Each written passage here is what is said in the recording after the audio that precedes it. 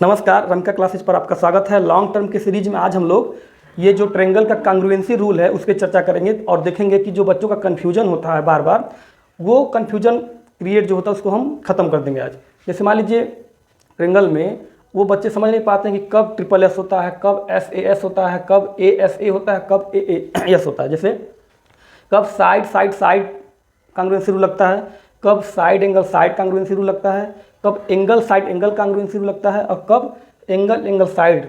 इन दोनों में तो बहुत कन्फ्यूजन है क्योंकि दो एंगल इसमें भी है, दो एंगल इसमें भी है, तो कब ये लगता है कब ये लगता है, ये बहुत बड़ा कन्फ्यूजन बच्चों के अंदर हमेशा बना रहता है। तो आज सारा कन्फ्यूजन दूर हो जाएगा, बस एक बार ध्यान से वीडियो को देखिएगा।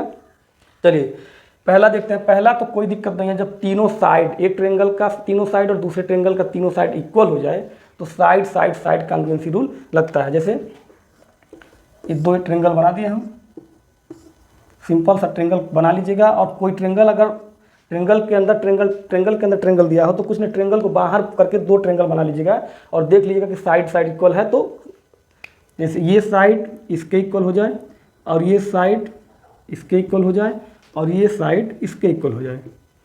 अगर ऐसा है दो ट्रेंगल के बीच में तो ये दोनों triangle side side side congruency rule के हिसाब से दोनों कांग्रुएंस हो जाएंगे। पहली बात आप समझ गए होंगे। चलिए दूसरा देखते हैं। दूसरे में क्या करते हैं, दो ट्रेंगल बना लीजिएगा।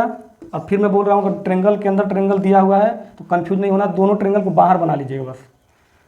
अब देखिए कब SAS लगता है, जब देखिए जब ये साइड इस साइड के इक्वल हो जाए, समझिएगा, जब ये साइड कोई दो साइड इक्वल हो जाए और इसे ये साइड इसके इक्वल हो जाए, ठीक है। जब दो साइड इक्वल हो और उनके इंक्लूडेड एंगल भी इक्वल हो, ये साइड इस साइड का इंक्लूडेड एंगल कौन सा है, ये है। इस साइड और इस साइड का इंक्लूडेड एंगल कौन सा है, ये है। तो जब दो साइड और उनके इंक्लूडेड एंगल इक्वल हो तब side angle side congruency rule से हम कह देते हैं कि ये दोनों ट्रेंगल क्या है, कांग्रुएंस है, ठीक है ना। ये दोनों ट्रेंगल क्या है, कांग्रुएंस है। तो इसको आप समझ गए होंगे। एक बार ध्यान से देखिएगा फिर से। साइड एंगल साइड कब होता है, जब दो साइड और उनके इंक्लूडेड एंगल इक्वल हो। जैसे देखिए ये साइड इसके इक्वल है, ये साइड इसके इक्वल है और इन दोनों साइड में इंक्लूडेड एंगल कौन सा है, ये वाला।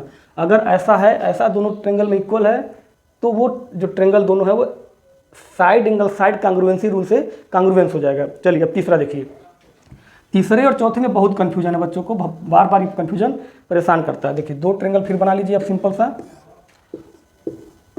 ठीक है। अब देखिए एंगल साइड एंगल कब होता है और एंगल एंगल साइड कब होता है। ये कन्फ्यूजन इसलिए होता है क्योंकि दो एंगल इसमें भी है, दो एंगल इसमें भी है। समझिएगा, जब दो एंगल और इंक्लूडेड साइड, जैसे जब ये इसके इक्वल हो, मतलब कोई भी एंगल दिखा देंगे और उसका इंक्लूडेड साइड दिखा देंगे, ये इसके इक्वल हो और ये एंगल जो है इसके इक्वल हो। समझिएगा, ये एंगल इसके इक्वल हो और ये वाला एंगल इसके इक्वल, सेम यही नहीं, कोई दो एंगल इक्वल हो। और दो एंगल में ध्यान रखना है जब इंक्लूडेड साइड हो। अब देखिए एंगल ऑफ पेयर ये भी है, लेकिन इनके बीच का जब साइड इक्वल हो जाए तो कहते हैं एंगल साइड एंगल।